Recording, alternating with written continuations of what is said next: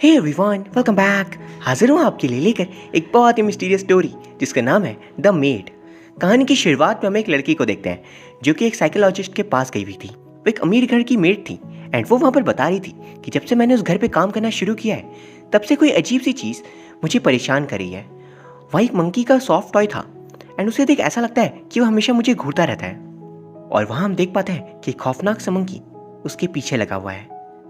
Psychologist कह रही थी कि हो सकता है कि वो तुम्हारा कोई वहम हो।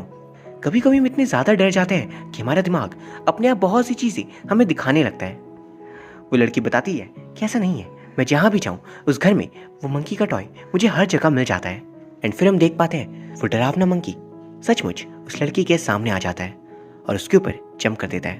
वो लड़की वहाँ से सीधा अपनी लैंडलेडी के पास जाकर कह देती है कि वो यहाँ पर काम नहीं कर सकती, ये जगह हॉन्टेड है।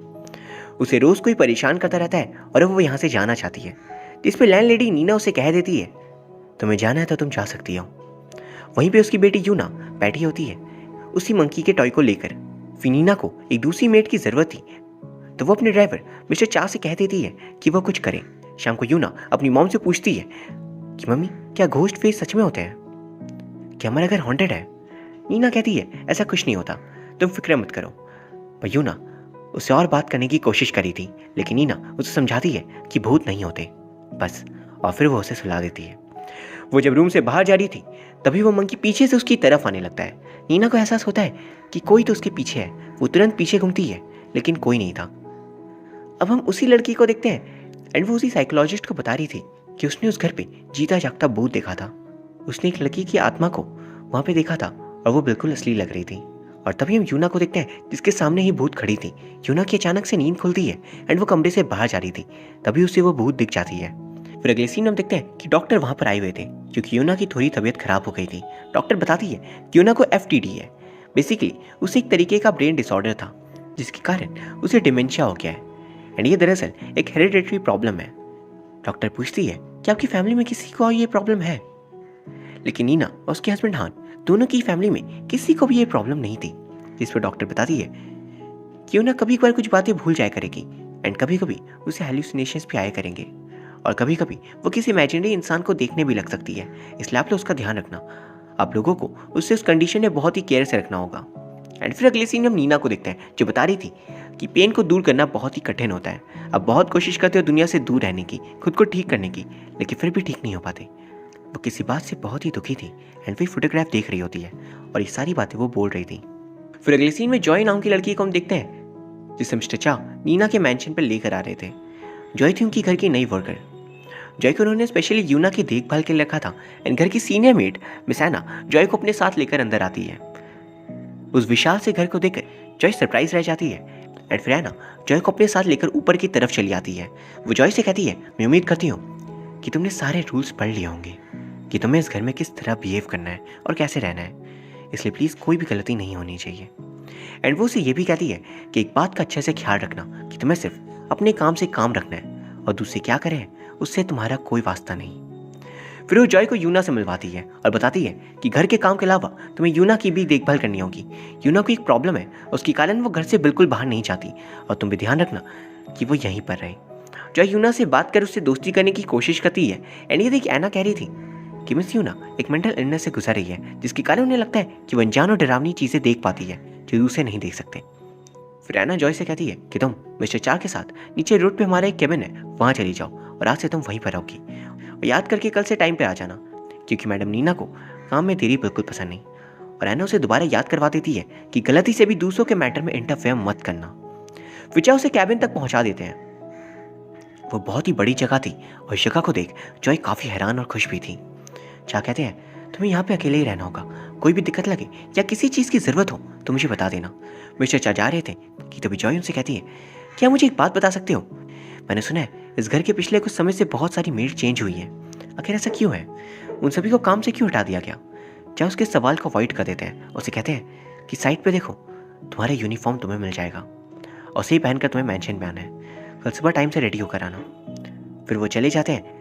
शाम को जॉय अपने सामान को सेट करने के बाद यूनिफॉर्म को चेक कर रही थी, तभी उसे मिरर में कोई दिखता है जो ऊपर की तरफ जा रहा था। जॉय कैंडल्स लेकर ऊपर की तरफ जाने लगती है एंड ऊपर सीढ़ियों से ही वो देखती है कि अनजान आकृति उसे दिखती है।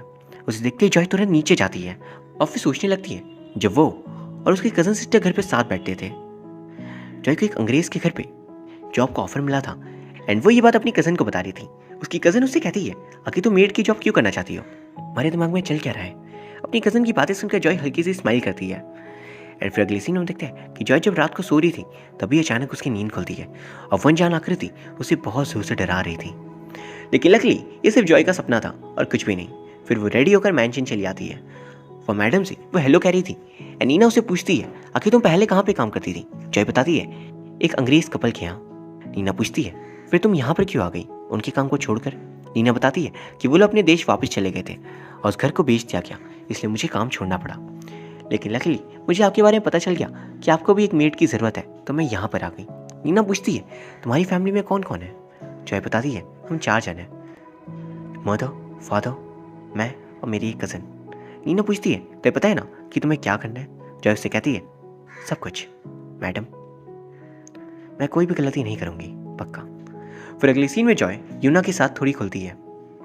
फिर वो उसे सुलाने को ले जाती है एंड यूना को सुलाने के बाद जॉय रूम से बाहर जा रही थी तभी उसे एहसास होता है कि कोई अनजान शख्स उसे पीछे से देख रही है। जॉय पीछे घूम कर देखती है तो वहाँ कोई नहीं था। फिर वो कपड़ों को लॉन्ड्री के लिए लेकर जा रही थी तभी गलती से वो हान से टकरा जाती है। हान उसे देख पूछता है तुम हो कौन और तुम्हारा नाम क्या है। जॉय उसे अपने बारे में सब कुछ बता देती है कि मैं यहाँ पर काम करने आई हूँ। फिर वो किचन में जाती है वहाँ हेल्प करने एंड वहाँ हम एक और वर्कर से मिलते हैं। शाम को जॉय सभी को पानी सर्व कर रही थी और साइड में खड़े होकर बाकी दोनों वर्कर उसे देख रहे थे ताकि जॉय भी काम आराम से सीख जाए। फिर जॉय यूना को नहाने ले जाती है एंड वहाँ पर वो यूना से पूछती है क्या तभी तुम्हारी मम ने तुम्हें बाहर घुमाया है। यूना कहती नहीं। वो पूछती है तुम्हारे फादर ने। यूना बताती है मुझे किसी ने भी कभी भी बाहर नहीं घुमाया। जॉय कहती है अगर तुम्हें बाहर घूमने मौका मिले तो तुम कहाँ पे जाना चाहोगी। यूना कहती है कहीं भी, बस मुझे एक बार मौका चाहिए। तभी यूना को पीछे कोई दिखता है। उसे देख जॉय भी पीछे की तरफ जाती है लेकिन वहाँ कोई नहीं था, इसलिए वो गेट के बाहर दिखती है पर वहाँ भी उसे कोई नहीं दिखता। वो जैसे ही घूमती है तो वो शॉक रह जाती है। वो मिरर में देखती है कि उसके पीछे एक लड़की का भूत खड़ा है। जॉय दोबारा घूमती है तो भूत गायब हो चुकी थी। फिर अगली सीन में जॉय यूना से पूछती है क्या तुम्हें भी वो दिखा जो मैंने देखा था। यूना कहती है हाँ। मतलब उस घर में कोई अनजान आकृति सिर्फ यूना और जॉय के सामने ही आती है। उसके बाद जॉय यूना को स्टोरी सुनाकर सुला देती है। बस नीना उन दोनों को देख रही थी। नीना कभी भी स्माइल नहीं करती थी, हमेशा गुस्से वाले शक्ल में रहती थी। एंड यूना को सुलाने के बाद जॉय रूम से बाहर जाकर मुस्कुरा रही होती है एंड उसकी हंसी बहुत ही अजीब थी, बिल्कुल डरावनी सी। फिर यूना की नींद खुलती है, उसके पास वही अनजान आकृति घूम रही थी। वो आकृति सीधा यूना के फेस के सामने आकर बैठ जाती है एंड अगले सीन में हम जॉय को देखते हैं जो अजीब सी स्माइल के साथ घर को घूर रही थी। फिर वो घर के सामानों में कुछ ढूंढ रही होती है और उसे एक फ़ोटो मिलती है। उस फोटो में हान और नीना के साथ एक मेड भी थी और तभी जॉय सामने देखती है कि वही आकृति उसके एकदम करीब आ चुकी है, उसे बहुत डरा देती है। जॉय जब रूम से बाहर जा रही थी तभी गेट के सामने अपने आप चेयर्स आकर टकरा जाते हैं और उसे जाने नहीं देते। फिर उसके पीछे ही वो अनजान आकृति थी एंड जॉय किसी तरह भागती है वहाँ से अपनी जान बचाकर। वो फिर देखती है कि यूना अपने रूम के गेट पे खड़ी है। तभी वो आकृति गेट बंद कर देती है और यूना को अपने साथ रूम में पकड़ लेती है। लेकिन आकृति के पकड़ने के पहले यूना बाहर आ चुकी थी, इसलिए जॉय उसे लेकर तुरंत वहाँ से भाग निकलती है। फिर जॉय नीना को वो सब कुछ बताती है जो उसने आज देखा। यूना भी अपनी मॉम से कहती है जॉय सच कह रही है, हमने सचमुच उस भूत को देखा है। नीना उन दोनों को चुप करवा देती है कि भूत जैसा कुछ भी नहीं होता। तभी जॉय उस फोटो को दिखाती है और कहती है आज हमने जिस लड़की को देखा वो इस फोटो वाली लड़की है, वही हमारे पीछे पड़ी हुई है। नीना ऐना से कहती है कि वो यूना को ले जाए। फिर नीना जॉय से कहती है क्या तुम इस फोटो वाली लड़की के बारे में जानना चाहती हो? तो मैं तुम्हें बताती हूँ, ये लड़की बस एक और नौकरानी है जो हमारे यहाँ काम करती थी। ये बोलकर नीना जॉय को वहाँ से जाने के लिए कहती है। नीना उस मेड के बारे में सोच रही होती है और हमें पास्ट का सीन दिखाया जाता है। उस मेड का नाम था मे। एक दिन में नीना के लिए चाय लेकर आई थी और वो उसकी थोड़ी तारीफ करती है। हैन को नीना से बिल्कुल प्यार नहीं था और इस बात से नीना बहुत दुखी रहती थी। कभी कभी तो हैन हफ्तों के लिए बाहर चला जाता था और घर भी नहीं आता था। और दूसरी तमे बहुत ही अच्छी इंसान थी, वो हमेशा नीना की तारीफ करती रहती थी और तो और वो उसे बहुत ही अच्छे से बात करती थी। हैन के पास जो कुछ भी था वो सब नीना के फादर का दिया हुआ था, वो खुद किसी भी काम का नहीं होता। नीना को इस बात का बहुत बुरा लगता था कि प्रॉपर्टी मिलने के बाद हैन पूरी तरह से बदल गया। अब दोबारा प्रेजेंट में आई तो किचन में जॉय और बाकी सभी सब्जियां काट रहे थे। तभी जॉय पूछती है ऐना से कि जो मे है वो कैसे मारी गई। ऐना गुस्से में कहती है मैंने मना किया था ना, दूसरों के मैटर में तुम बिल्कुल इंटरफेयर मत करना। एना के वहाँ से जाने के बाद जॉय दूसरी वर्कर से पूछती है आखिर मे के साथ हुआ क्या था। दूसरी वर्कर का नाम था मीसा। मीसा बताती है 6 साल पहले की बात है जब मैं यहाँ पे काम करती थी, लेकिन 6 साल पहले एक दिन अचानक वो गायब हो गई। किसी को भी नहीं पता कि वो कहाँ गई। हमें बिना बताए वो यहाँ से चली गई थी। मीना ये भी कहती है कि इस घर के भूत को सिर्फ तुमने ही देखा है और किसी ने नहीं। जॉय कहती है यूना ने भी तो देखा है। मीसा कहती है यूना एक बच्ची है, उसकी बातों पे ध्यान मत दो। कुछ समय पहले तक वो फेरीज भी देख पाती थी, तो तुमने फेरीज देखे थे क्या? इसे बोलकर मीसा वहाँ से निकल जाती है। फिर जॉय मिस्टर चा के पास जाती है, उनसे रिक्वेस्ट करती है कि प्लीज़ इफ पॉसिबल आप कुछ बता दो मे के बारे में। मिस्टर चा बताते हैं 6 साल पहले मैं यहाँ पे आई थी जॉब के लिए, जैसे तुम आई हो, और उसने यहाँ पे जॉब करना शुरू कर दिया। मैडम नीना किसी को भी पसंद नहीं करती थी, लेकिन पता नहीं मैंने ऐसा क्या किया था कि मैडम नीना को मे बहुत अच्छी लगने लगी थी। वो अपने साथ मे को घुमाया करती थी, अपनी सारी चीज़ें मे को दिया भी करती थी।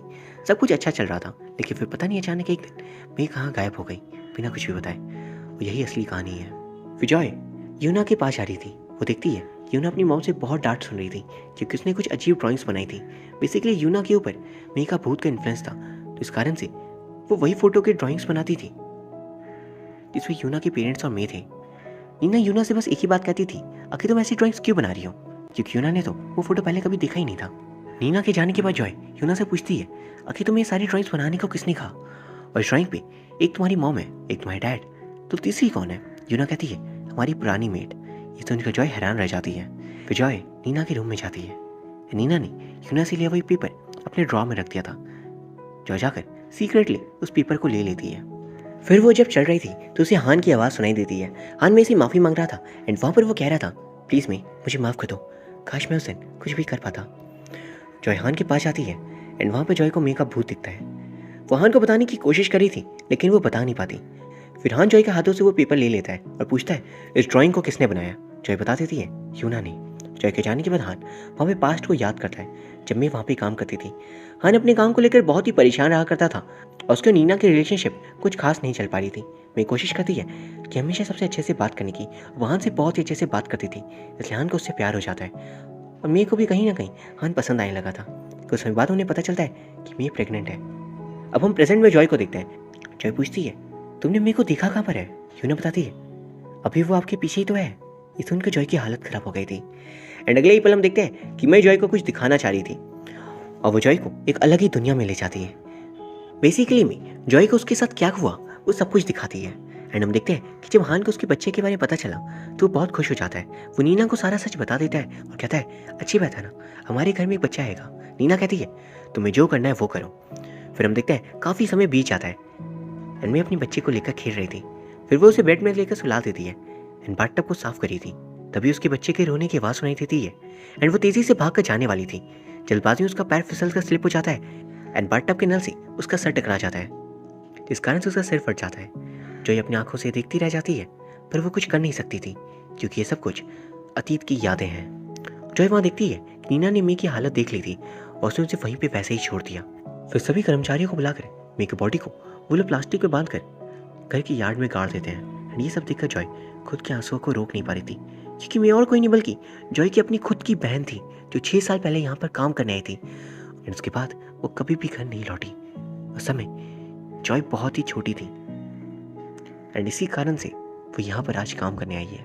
हम देखते हैं कि जॉय के सामने मे आती है और उसके साथ बैठ जाती है। वो दोनों अपने बचपन का फेवरेट गाना गा रहे थे और तभी मे उसे दोबारा पास्ट का सीन दिखाती है। असल में मे मरी नहीं थी, वो जिंदा थी, लेकिन फिर भी उन्होंने उसे जिंदा जमीन में गाड़ दिया। हान उसे देख रहा था पर उसने कुछ भी नहीं किया उसे बचाने के लिए। और उसके बच्चे को गोद में लेकर नीना ये सब कुछ देखती है। नीना की गोद में और कोई नहीं बल्कि यूना थी, यानी यूना और किसी की नहीं बल्कि मे की बेटी है, नीना की नहीं। अब अगली सुबह जॉय गार्डन में उसी जगह पे बैठी हुई थी जहाँ पे मे को गाड़ दिया गया था।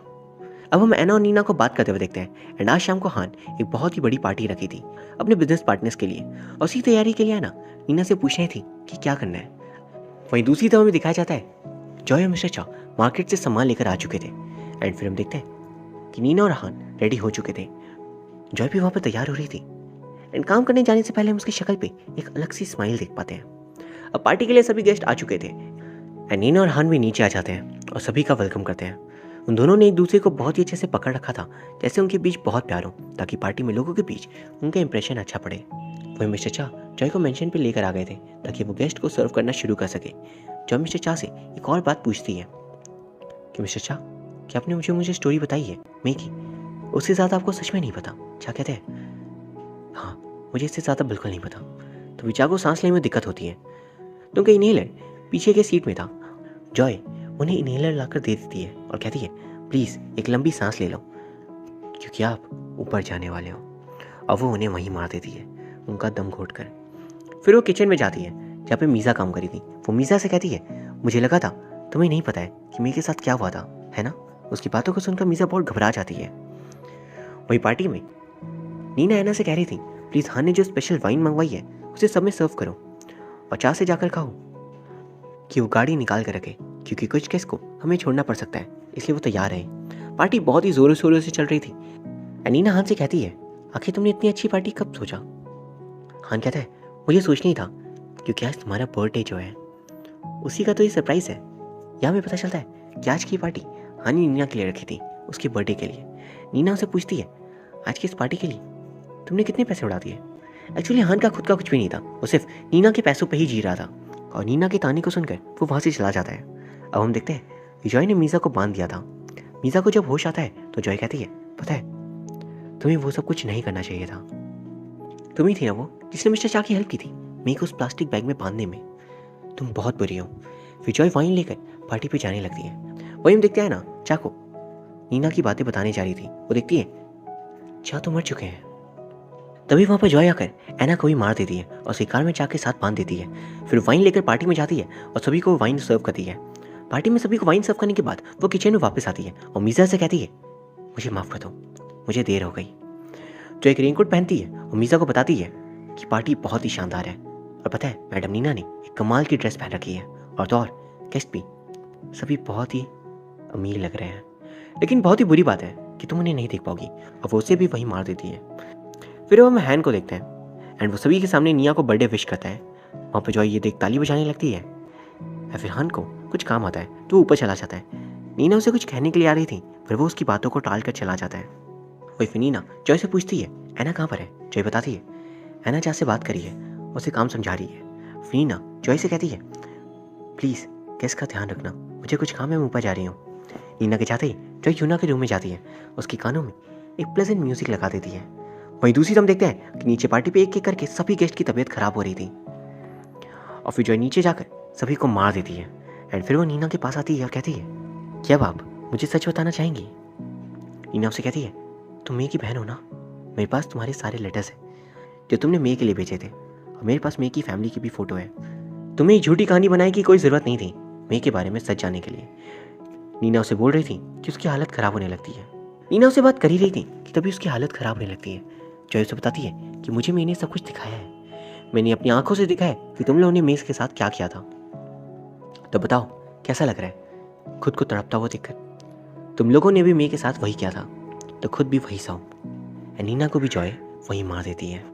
अब हम हैन को देखते हैं जो नीना के फादर से बात कर रहा था। वही उसके बॉस भी थे। एडवोन से कह रहा था कि मैं आपके पैसे नहीं चाहता, ना ही कोई प्रमोशन चाहता हूँ और ना ही ये मेंशन, और आपकी बेटी भी मुझे नहीं चाहिए। आप चाहो तो मुझे दिया हुआ सब कुछ वापस ले लो। और फिर वो उस ड्रिंक को ख़त्म करता है और उसे ख़त्म करते ही हान की भी हालत ख़राब हो रही थी। वो नीचे जाकर देखता है तो वहाँ पे सभी लोग मारे जा चुके थे। उसके मेंशन को आग लगा दिया गया था एंड उसे भी जॉय वहीं मार देती है। एंड फिर वो यूना को लेकर वहाँ से चली जाती है और इसी के साथ ये फिल्म यहीं ख़त्म हो जाती है। ये कहानी एक बदले के बारे में थी, एक बहन की अपने बहन से रिलेटेड। कहानी में हॉरर का एंगल ज़रूर था, पर सबको मारने वाली एक भूत नहीं थी बल्कि एक इंसान थी। वो सच जानकर एक प्लान करती है ताकि वो अपनी बहन के कातिलों को सजा दे सके जो खुलेआम घूम रहे थे। एंड इस फिल्म को देखने में बहुत ही मज़ा आता है एंड इस फिल्म को बहुत ही बारीकी के साथ बनाया गया था। एंड उम्मीद करता हूँ आपको भी वीडियो पसंद आई होगी। अगर हाँ तो प्लीज़ इसे लाइक एंड कमेंट ज़रूर कर दीजिए, साथ ही प्लीज़ चैनल को सब्सक्राइब कर लीजिए। Thank you very much for watching, see you soon.